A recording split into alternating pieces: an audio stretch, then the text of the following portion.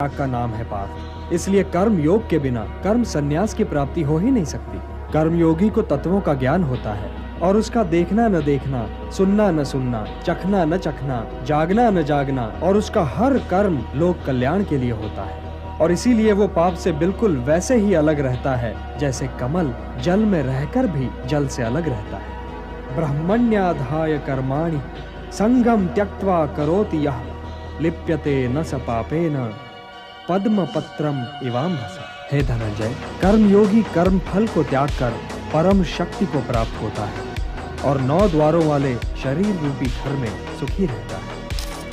शरीर में ये 9 द्वार कहाँ से आए?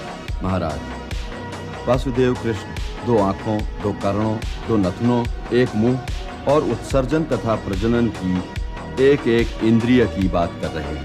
उनके कहने का तात्पर्य यह है कि केवल निष्काम कर्म करने वाले ही का आत्मा उसके शरीर में सुखी रह सकता है, क्योंकि आत्मा मोह के धुंधले वातावरण में सुखी नहीं रह सकता।